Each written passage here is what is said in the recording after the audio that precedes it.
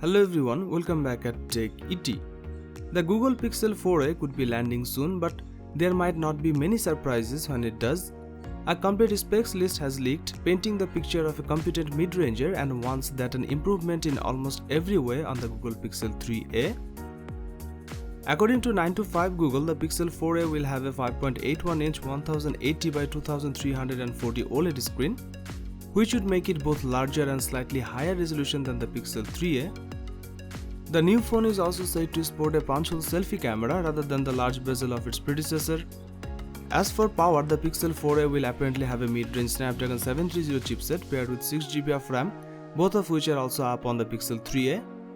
The battery is said to be marginally larger at 3080 mAh, and there's supposedly up to 128GB of storage inside compared to 64GB in the Pixel 3a.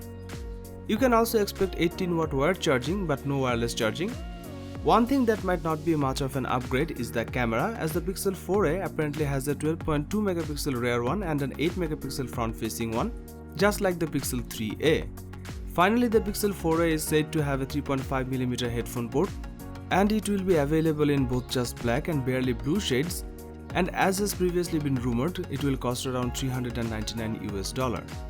That's the same US price as the Pixel 3a. We would of course take all of this with a pinch of salt as usual, but 9to5 Google seems confident in its sources. And that's not only the new Pixel 4a leak. Images of retail boxes for the phone have also started to emerge, as you can see on the screen right now. The images of the phone on these boxes match what you have seen before, with a single color across the back rather than the two-tone color of the previous pixels and a square camera block.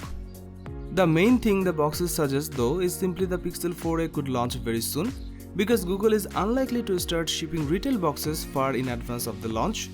Well, thank you for watching this video. That will be all for now. Don't forget to subscribe this channel to get more updates. Till the next time.